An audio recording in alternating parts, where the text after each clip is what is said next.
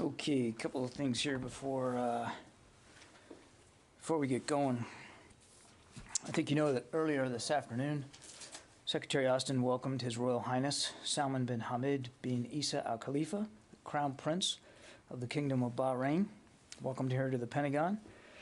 The two leaders met to reaffirm the strength of the U.S. bilateral defense relationship and partnership with Bahrain, which is a major non-NATO ally of the United States. They also discussed the importance of expanding regional cooperation to confront the full scope of threats from Iran, including strengthening air and missile defense and bolstering our maritime security. The Secretary thanked the Crown Prince for Bahrain's long-standing hospitality to U.S. forces, including, of course, hosting U.S. Naval Forces Central Command and the U.S. Fifth Fleet. He also underscored U.S. gratitude for the Crown Prince's personal engagement in supporting the 2021 Afghanistan evacuation mission, which, of course, exemplified Bahrain's dependable partnership.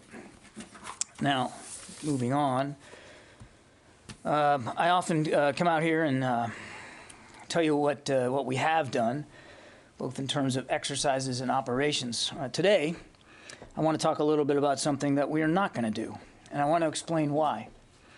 Last weekend, as you saw, President Putin directed a special alert of Russian nuclear forces. Now, in this time of heightened tensions, the United States and other members of the international community rightly saw this as a dangerous and irresponsible, and as I've said before, an unnecessary step. Both the United States and Russia have long agreed that nuclear employment could have devastating consequences. And we both agreed, most recently this year, in the context of the P5 statement, that a nuclear war cannot be won and must never be fought. Such provocative rhetoric and possible changes to nuclear posture involving the most consequential weapons in our respective arsenals is unacceptable. The United States has not taken any similar steps. And so in an effort to demonstrate that we have no intention in engaging in any actions that could be misunderstood or misconstrued, the Secretary of Defense has directed that our Minuteman III intercontinental ballistic missile test launch, scheduled for this week, to be postponed. Now, we did not take this decision lightly, but instead to demonstrate that we are a responsible nuclear power. This is not a step backwards in our readiness, nor does it imply that we will necessarily cancel other routine activities to ensure a credible nuclear capability. We remain confident in our strategic posture, as we've said before, and our ability to defend the homeland and our allies and our partners remains fully intact and ready. We recognize at this moment of tension how critical it is that both the United States and Russia bear in mind the risk of miscalculation and take steps to reduce those risks. And then lastly, he's not sitting here. But I want to just take a moment to wish the department's best wishes to Mr. Bob Burns. He is just, as I think you know, announced that after 45 years of reporting, that he's going to retire, and really finally get a chance to spend more time with his family. As you know, he's been a staple here for decades, the dean of the press corps, and without question, a gentleman in every sense of the word. A great, dogged reporter, but a gentleman. And I'd like to just take a minute to read a little something from a book that was written by one of my predecessors. It's called Confirm or Deny. It's written by Phil Golding, and he wrote this book after he left after the McNamara administration. But he says something here about the Pentagon press corps that I think suits not just all of you, but certainly Bob Burns to a T. So if you'll just indulge me for a few minutes. And the responsible members of the underrated press corps of the Pentagon sit in their grubby room on the second floor of the big building and pore over the statements of top defense officials, checking them against the outstanding files many keep, their dog-eared copies of the huge budget book, the posture statements, and dozens of volumes of congressional testimony are underlined and indexed by their own work, and the margins are annotated. While they do understand the hardware of weapon systems, the good ones are also experts on the NATO alliance or the Middle East tinderbox. And several of them know more about nuclear strategy than some of the academicians who write on the subject. I think that is a perfect way of describing Mr. Bob Burns, particularly that stuff about the nuclear strategy. He spent an awful lot of time reporting on our nuclear capabilities and our nuclear posture, our nuclear training, our nuclear readiness. So with everything going on today, stuff that I just opened with, and the tensions in Ukraine, the meeting with the Crown Prince of Bahrain in the Middle East, the tinderbox, as Mr. Goulding wrote about, all that happening today, and then to be able to talk about a guy of Bob Burns' caliber fixing to retire after 45 years, I think just really, really appropriate. Personally,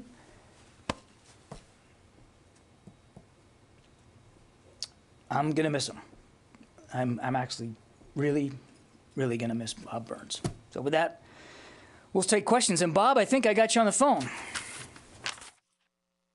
Thank you, John. And thanks for those very kind words. I appreciate that. Kind words, not just about me, but about the whole Pentagon Press Corps. Thank you very much. I do have a couple questions for you about the situation in Ukraine. You've described the last few days the status of this large Russian convoy that's north of Kyiv. I think you've described that it's either bogged down or stalled. Can you explain, has it moved at all in the last day or so? Have Ukrainian forces begun attacking any part of it? And then as a second question, can you give a picture of what's going on in the south? Or the Russian forces that made the amphibious landing, are they expanding or extending that part of the campaign? Thank you very much. Yes, sir. So on the convoy, what I would tell you is we still assess that convoy, but more broadly speaking, the northern push by the Russians down towards the south, towards Kyiv, remains stalled. They haven't, from our best estimates, have not made any appreciable progress, geographically speaking, in the last 24 to 36 hours. And again, nothing very significant. It is difficult for us to know with great specificity all that is going into this stall, if you will. But in general, we believe that there's a couple of reasons for that. One, we believe the Russians are deliberately actually regrouping themselves and reassessing the progress that they have not made and how to make up the lost time. Two, we do believe that they have experienced logistics and sustainment challenges that we don't believe they fully anticipated. And three, they are getting resistance from the Ukrainians. We have some indications, nothing that we can 100% independently verify, but we have some indications that the Ukrainians have, in fact, tried to slow down that convoy. And we have no reason to doubt those reports, but again, we can't speak to it in great specificity. In the south, the Russian forces appear to be experiencing, in general, less resistance than they are up in the north. That said, the town of Kherson, which we knew they were moving on out of Crimea towards the northwest, that is, in our estimation, at least from what we can see, still a very contested fight. I know the Russians have claimed that they've got the town of Kherson. We're not in a position to call it either way. It appears to us that the Ukrainians are certainly fighting over that town. Coming out of Crimea to the northeast, we knew that they were advancing on Mariupol, a major population center in the south. We believe that advance is ongoing, that we don't believe that they are in the city center, and we do have every indication that Mariupol will be defended. So they are sort of branching out. If you look at Crimea and go north, they're branching out to both the northeast and the northwest. But they are beginning now, our assessment is, as they get closer to these two population centers down in the south, we believe they're facing more resistance. Yes, anybody here? Tara. Hi, John. On the change to the Minuteman test, have any other changes been made to U.S. nuclear forces to put them on a higher alert readiness level? And then secondly, while the convoy is stalled, there are some indications that maybe the window is closing to be able to get aid into cities that may become under siege. What is the U.S. and NATO partners doing to maybe maximize the amount of aid that can get in while there's still a window open? So on the second question, I would just tell you that security assistance continues to flow, not just from the United States, but from many of our allies and partners, and as recently as even just the last 24 hours. So we are making every effort to get as much security assistance as we can to the Ukrainians as fast as we can. And on the humanitarian side, again, we're going to continue to work with international organizations and NGOs to try to stem and assist in whatever way, not from a military perspective, I'm talking about from an administration perspective. We estimate, or we have seen numbers coming out of the UN of more than 500,000 people now leaving the country, as well as perhaps tens of thousands, if not more, internally displaced. So clearly, Mr. Putin is causing a humanitarian crisis as well. Jen? On the nuclear posture? Oh, I'm sorry. So first, I'd say this delayed test is not affecting our strategic nuclear posture and our deterrence. Just not. It's not canceled. We're just moving it to the right a little bit. And I won't talk about the specifics of our deterrent posture, except to repeat what I've heard the Secretary say many times, that he's confident, that he's comfortable, that the strategic deterrent posture that we have in place is up to the task of defending the homeland and our allies and our partners. Jen? John, what will the U.S. government do if President Putin's soldiers kill or harm President Zelensky? What will the consequences be? Well, look, I'd rather not get into individual hypothetical scenarios, Jen. Clearly, we know that Mr. Putin wants to topple this government and replace it with his own. And he's already caused the loss of life, of innocence. He's already caused destruction of civilian infrastructure.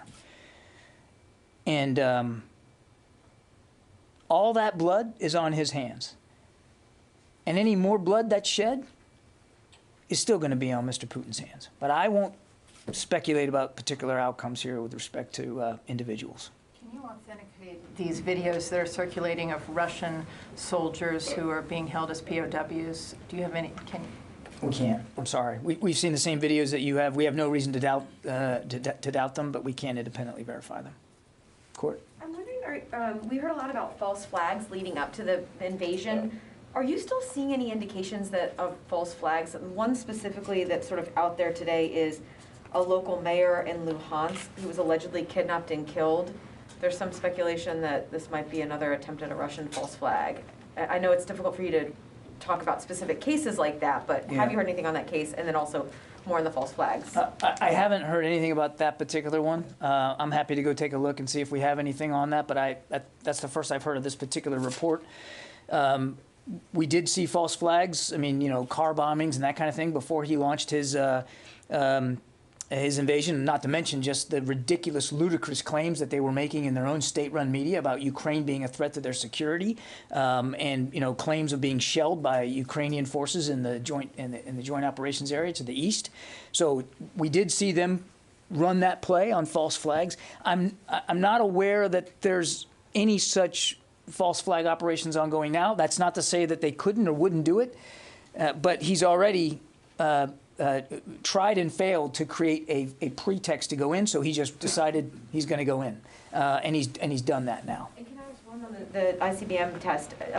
Should we take anything from that as whether that was some sort of a reciprocal action, in that you saw any indications that that was what Vladimir Putin may be planning here, as any kind of a missile launch, a nuclear missile launch, or anything like that? No. obviously, we would, as I said in my opening statement, we'd certainly like to see Moscow reciprocate by taking the temperature down on rhetoric about nuclear posture. We certainly would like to see him de-escalate by coming to a ceasefire and de-escalating and moving those forces back home and getting out of Ukraine. But this decision was the Secretary's decision, and it was based on making sure that we were being very clear about our responsibilities in the nuclear realm. And so, no, it was not tied to a specific action or inaction by Mr. Putin, but rather a decision by the Secretary to make it clear how responsible we are going to behave in the nuclear space. Let me go around, Dave. Russian forces have been described as risk-averse. How does that translate on the battlefield? What does that mean? And you said that the Russians are encountering less resistance in the south. Is that the only reason for the fact that in the south they seem to still be making progress, or is there something else about the southern front? Yeah. So on the south, I mean, you also have to remember they started out on those two southern legs. They started out in Crimea, so their lines of supply and sustainment are short, and they'd been in Crimea since 2014. So they had already built up a pretty sophisticated and healthy architecture to support their operations. I would also add, David, that a quick look at the map will show you that they're not that far from their base of operations in Crimea. So we'll see how this goes. They're meeting resistance in Kherson, and they're going to meet resistance in Mariupol. So I think we just need to see how this plays out. And I saw the comments about risk averse. Here, I would just say that, and you can see it for yourself. I mean, this is not stuff that you guys aren't seeing in imagery of your own. I mean, we're seeing vehicles abandoned. We're seeing sustainment problems in fuel, not just fuel, but in food. We're seeing indications here early on that though they have sophisticated combined arms capabilities, they're not being necessarily fully integrated. So they have made some missteps, and they're working their way through that. I want to be clear, as we've been before, that we have to be, as we look at this, we have to be pragmatic. The Ukrainians are fighting bravely and creatively. The Russians have a significant amount of combat power applied in Ukraine, and they still have some significant combat power that they have not engaged in the fight. And we need to be mindful of that. As I've said before, they will try to learn from these missteps, and they will try to overcome these challenges. Jim? Is it just a matter of time before the Russians remind I'm not. I think that's too soon to make that argument. They have been surprised by the stiff resistance that they are facing by the Ukrainians, and I don't believe that they fully factored that in. So I'm certainly not going to be one to call it one way or another here. The Ukrainians are fighting for their country, and they're making a difference. Jim? First, I second everything you said about Bob Burns. And second, are you seeing the Russians bring in reserves from outside the areas that they had concentrated in before? Are you seeing them bring in more aircraft, more troops, perhaps, to apply to the struggle and to apply to the invasion in Ukraine? No, Jim, we haven't. We haven't seen any indications that Mr. Putin feels the need to bring in additional reinforcements from elsewhere in the country. he began to build up this combat power starting in the early fall, and has at his disposal more than 150,000 troops, more than 120 battalion tactical groups, and while we assess that the majority of that combat power is now in Ukraine, that doesn't mean that he doesn't have stuff that's not committed, and it doesn't mean that what he has in Ukraine has been diminished. They have lost a sense of momentum here, but that doesn't mean that they still don't have the power at their disposal. The Ukrainians also have retained a lot of their combat power, our assessment is, and as I said, they're fighting back. They're fighting back bravely. Fadi. Thank you, John. On the nuclear, I have two questions on the nuclear issue on Ukraine. On the nuclear issue, in addition to this announcement and basically communicating to Russia what you said of the responsible behavior in the nuclear realm, is there any contacts now with the Russian counterparts on this nuclear issue to try to bring down the tension? And on Ukraine, does the Pentagon assess that the Russian forces, whether they have basically met any of the objectives of this operation so far on the 7th day? Did they achieve anything that they wanted to achieve based on the schedule that they might have had? On the nuclear question, I have no communication to speak to. I think the Secretary's decision today speaks volumes. On your second question, you have to forgive me for not having perfect knowledge of the Russian plan. All I can do is tell you what we're seeing as best we can see it. And they have not taken any of the major population centers that they appear to be wanting to take. And again, we think that there's a variety of reasons for that, not least of which is the bravery and the skill and the creativity of Ukrainian fighters. Yeah, in the back there. Yeah. Oh, thank you, John. I can't see you. It's okay, go ahead. Yeah, thank you. You told at the very beginning about the situation in Kiev and at the south of the country. I got my audience in Ukraine, and their main concern is about the western Ukraine. Millions of people are going right now to the cities like Lviv or Ivano-Frankivsk. Yeah. They believe it's safe there. So what's your estimate about the western Ukraine and any signs as of now that Russia is preparing to attack or to capture western Ukraine, or they're concentrated on Kiev and south only? Yeah, again, I'm going to be careful here not to anticipate Russian moves. All I can do is tell you what we're seeing, and we're seeing a continued desire to advance on Kyiv, fighting in Kharkiv, fighting in a town, and I'm probably going to not pronounce this right, but Chernihiv, and then what I described in the south. So largely, the effort appears to be to north of Kyiv and to the east in the rest of the country. I don't know what Russian designs or plans are for Western Ukraine, so it's hard for me to predict. Yeah. Mike Bress with the Hey. Two questions. The first one, for the nuclear test, is there a date that it's going to be postponed to, or is it postponed indefinitely until tensions simmer? We don't have a rescheduled date right now. And then the second thing, in your answer to Bob, it sounds like you were parsing a little bit in terms of the attack on Kyiv or directed toward Kyiv. It seems like you were making a distinction between the convoy and everything you're seeing. Is there a second portion of what Russia's doing towards Kyiv that you're seeing? Just because all the attention is focused on the convoy, it seems like you were just parsing a little bit in your language there.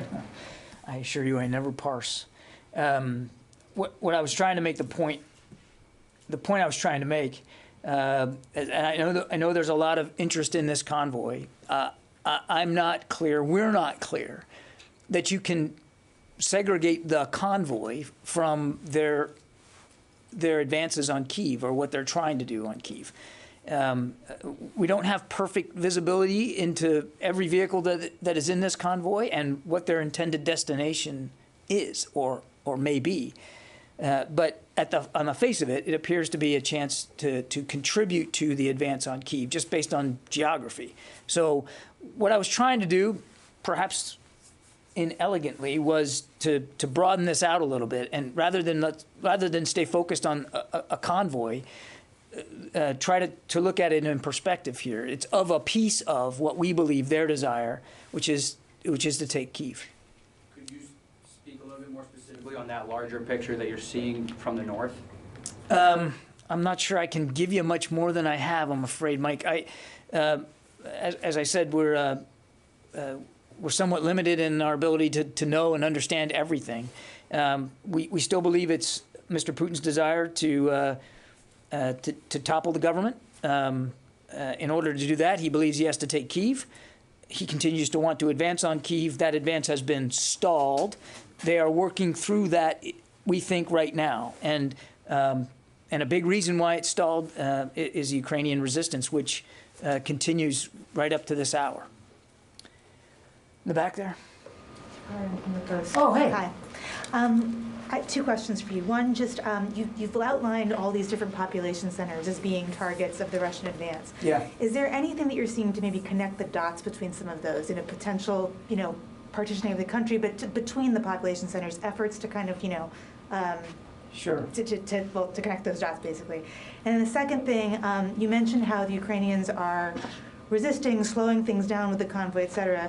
Tactically speaking, would you define those as, defensive maneuvers or potentially offensive maneuvers that they're using against certain parts of the Russian military, whether it's convoy or other vehicles that you're seeing in the country? Are they, are they waiting to be fired on, or are they taking more aggressive measures? The Ukrainians? The Ukrainians, yeah, from that side. How would you define kind of their strategy here? They are defending their country. And every shot they take, every maneuver they execute, is designed to defend the sovereignty of their country. It's about defense, and they're fighting a very strong defense. On your other question, again, I have to confess to not having perfect knowledge of Mr. Putin's planning here. But on the face of it, as we see what we see happening on a daily basis, it appears as if they are moving along what we would describe as three main axes of invasion. One is from the north down towards Kyiv. And essentially there's sort of two forks there, northeast and northwest, kind of coming down on Kyiv. One avenue through Belarus and one avenue through Russia. There's also a southern advance that we've already talked about that's branching out of Crimea to the northeast and to the northwest. And then we see a push from what we would consider sort of the northeastern group that is moving on Kharkiv. Kharkiv is valuable because it's such a big city. It is a major population center. But it also could give Mr. Putin, again, Karun, I'm not an expert on what they're planning to do, but it certainly could give him an avenue of approach towards Kyiv. If the plan was to advance on Kyiv from multiple directions, then that direction might be one credible one that they could use. You're seeing this as a potential multi-front advance on the capital, not on trying to carve up the country potentially with all these various population centers. We definitely can see an effort to move on the capital. It's difficult to know with certainty what other moves inside Ukraine Mr. Putin might be trying to achieve. And again, it's hard for me to speak to a plan that we don't have perfect visibility on. So the idea of carving Ukraine up, I just can't speak to that specifically. It is entirely also possible that that what they're doing in the east could be an effort to fix Ukrainian armed forces in that eastern region so that they can't come to the defense of others. But again, they have not achieved success in the major population centers to date that we see them trying to move on. Tony? I have a couple questions. One terrestrial and one space related. You mentioned earlier that the Russians haven't fully demonstrated a integrated combat arms capability. This is something the U.S. practices all the time at the National Training Center, and the Marines do also.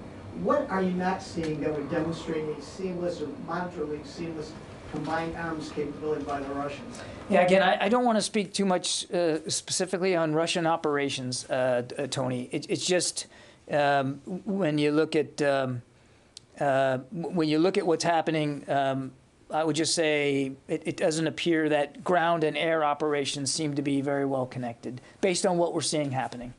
Yeah. I have a space question now. The richest man in the world, Elon Musk, successfully brought in Starlink internet communication disks into Ukraine. The Ukraine vice president showed a picture of this. I wanted to get your sense, did the Pentagon at all help in the transport of these Starlink internet terminals? And are you seeing any impact in terms of either helping the Ukrainians with tactical military operations or keeping the population connected, basically, as the Russians attack information nodes? No help from us that I'm aware of. I'm not sure I understand your second question there. I mean, dishes are being installed. Are you seeing any impact in terms of helping the Ukrainians with tactical military operations? you mean from the Starlink? From the Starlink. That's really for the Ukrainians to speak to, Tony, not for the U.S. military. And I know there's no involvement by us in respect to that. Yeah. President Biden said the U.S. will join allies close the U.S. airspace to the Russian planes. It was more about civilian aviation, of course, and U.S. airspace, of course. But we know that the U.S. military has part of Syrian airspace under its control, and Russian military cargo planes cross into that airspace from time to time. Is there in any way a plan to limit Russian military assets in northeast Syria, where the U.S. Air Force controls? I'm not aware of any such plans, and as you know, we are in Syria for one purpose and one purpose only, and that's the counter-ISIS fight, and that remains an active fight, and that there's a deconfliction mechanism with Russian military forces in that part of Syria that has worked. That's as far as I can go on that. Let me go to the phones here, guys. I haven't gotten to anybody. John Ismay, New York Times.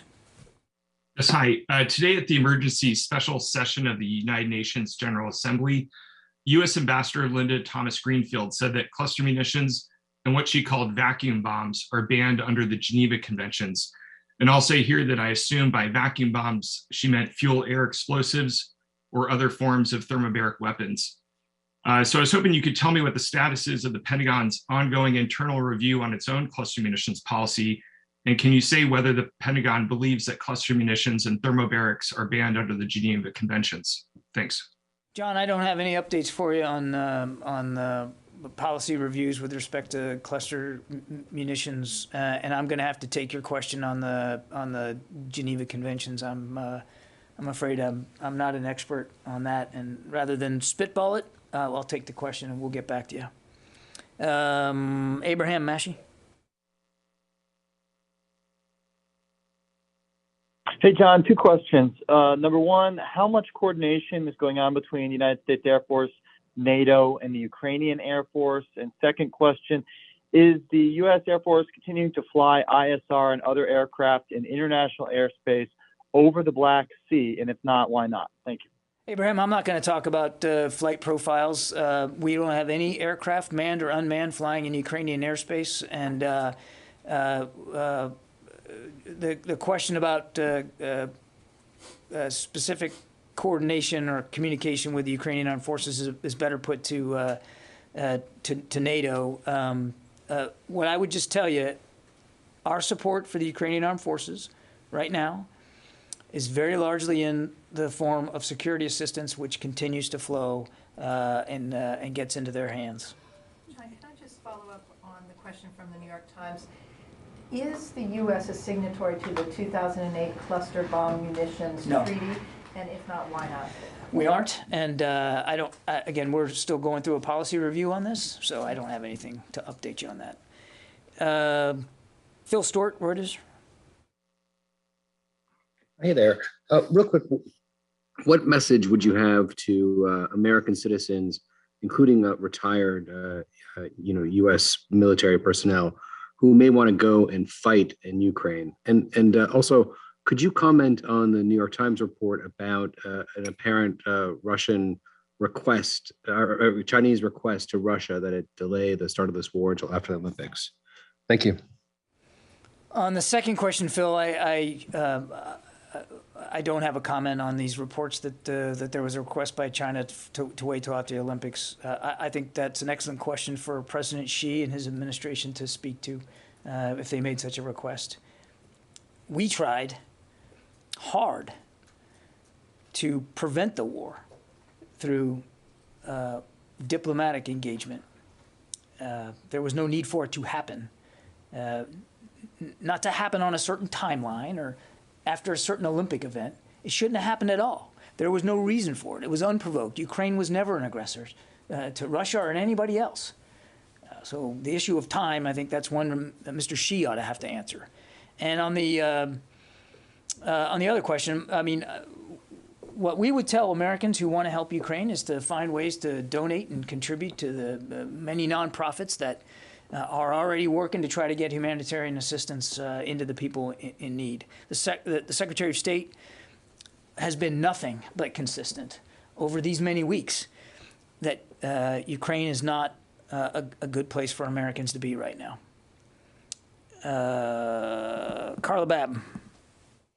Hey, thanks for doing this. On Belarus, just can you give us an update about any indications of Belarus, their military getting involved? And also, we've all seen this video of the Belarusian president showing a map of the Ukrainian invasion. What's the Pentagon's take on this map? And it even seemed like some of the attack was directed against Moldova. What are the possibilities of this war spilling over to Belarus or to Moldova? We've seen we've seen these images too, Carla. I can't speak to this map. I can't validate it. We don't have perfect visibility into Russian plans for Ukraine beyond what we believe to be their desire to topple the government and to supplant it with one of their own. So I think the Belarusian president should have to speak to this map, and so should President Putin. What we would say, and say firmly and again and again and again, is this war didn't have to happen. And there's still options available to Mr. Putin that aren't in the military realm. He can still choose to agree to a ceasefire. He can still move his forces out. He can still de-escalate. And I believe that, quite frankly, the future of Ukraine should be up to the Ukrainian people. And they are making their choices pretty clearly known through the resistance that they're offering to this unlawful and unprovoked invasion of their country. And I forgot your first question. I was saying, and to my first question about the indications, has the Pentagon seen any indications that the Belarusian military is getting involved in this fight or preparing to get involved in this fight? We have not. No, we have not. Yeah. Go ahead. Yep.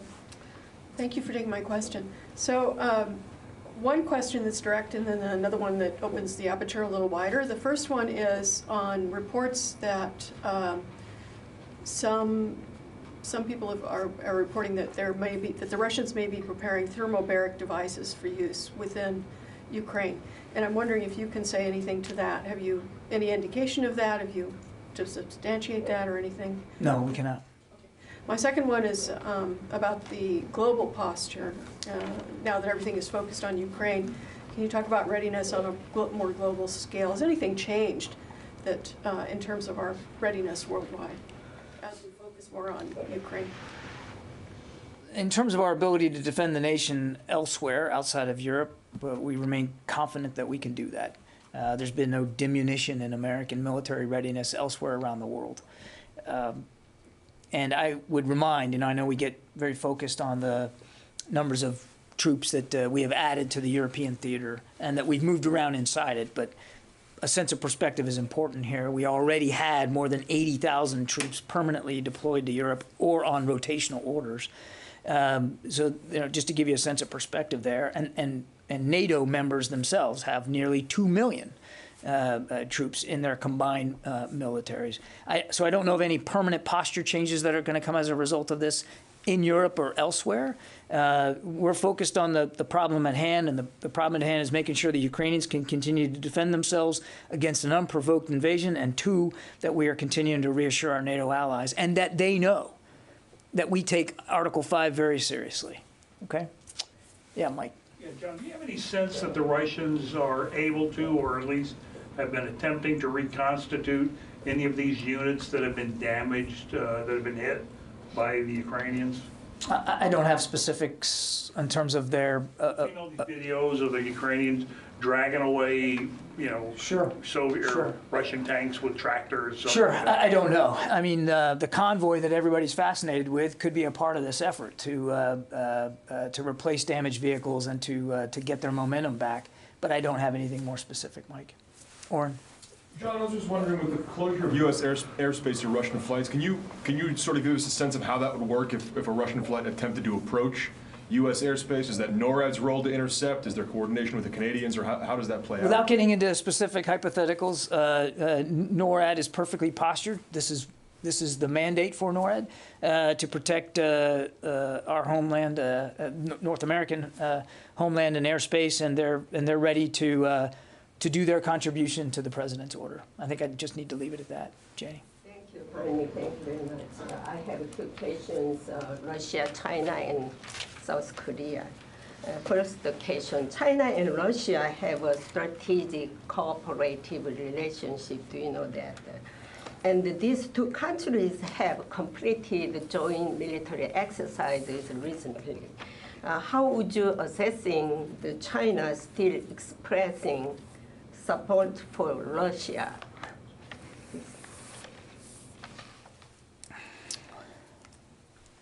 We've seen basically through statements some at least tacit approval by the Chinese for what Russia was doing. Now, in the last few days, some of their foreign ministry spokespeople have appeared to walk some of this back a little bit by talking about Ukrainian sovereignty, which is welcome to see. But we haven't seen China join the list of countries that have enacted sanctions on Russia. We haven't seen the Chinese blame Mr. Putin for the violence he's causing. Instead, they've been blaming the United States, incredibly, that our support for Ukraine has somehow precipitated this invasion of a sovereign state. So it's a little bit of a mixed messaging coming out of there. What was your next question? The second question is, the U.S. 1st Brigade Combat Team is deployed in South Korea. Will this team participate in U.S. and South Korea joint military exercises? I'd refer you to U.S. Forces Korea, Janie, to talk about training events and what that looks like and who's participating in them on a routine basis. I don't have that level of detail. Last year they said the routine basis, like their nickname is Blue Dogs. But this year, like... Yeah, I don't have any updates on training events on the Korean Peninsula. That's something that's really better addressed by U.S. Forces Korea and how they're going to do that and with what forces. Yeah, Matt. Hi, John. Thanks. You said you're not aware of any ongoing false flag operations. I'm wondering if the U.S. is aware of any other sort of Russian preparations to posture along other borders, anything like that near the Baltics maybe, or Kaliningrad, No. Bordering No, we're not. Lithuania. Okay. No, sir. You already had one. Yes, sir. You mentioned you met with officials from Bahrain. They expressed concerns regarding Iran. What were they concerned about at the current stage? Was one of them possible alliance with Russia in the sense that they have nuclear ambitions and both are viewed as pariahs on the world stage? I think it's just in general, as is often the case when we get a chance to meet with our partners in Bahrain, there's general concern about Iran's destabilizing activities almost across the board. Support for terrorists and proxies, an advancing ballistic missile program, maritime threats, and of course their continued nuclear ambitions. All those were things that the Secretary and the Crown Prince had a chance to talk about, not necessarily Iranian foreign policy beyond that. Okay, I'll take just a couple more and then I'm going to have to go. Okay, go ahead. Sorry. On China, have you, since the invasion of Ukraine by Russia, have you seen any increased air or naval intimidation by Chinese against Taiwan?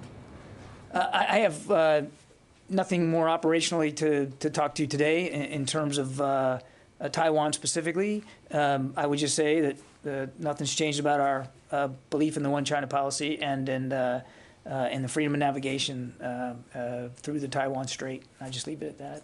Yeah, Tony. You started out early this morning. You started out saying that the Minuteman III test was delayed. For the record, can you break down the last time this has happened? This is not the first time it's happened. A delay? Yeah, when's the last time? I think you were here when Hagel delayed one over not Minuteman III test for a geopolitical reason. Can you get a breakdown of the last time? Yeah, you have to let me take that question, Tony. I don't have that. You're starting to get Twitter feeds from some of the conservative members of Congress alleging, you're capitulating or this and that. As I said, let me repeat it. I'll get you the answer to your question. I don't have the history.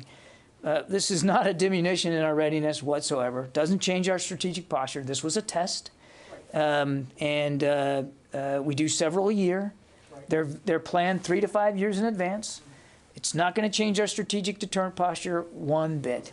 It is a wise and prudent decision by the Secretary to send a strong, clear, unambiguous message to Mr. Putin how seriously we take our nuclear responsibilities at a particularly tense time. Tension, I might add, Tony, that Mr. Putin contributed to with his unhelpful and unnecessary rhetoric with respect to alert status on his nuclear posture. Okay, thanks everybody. Appreciate it, and we'll see you tomorrow.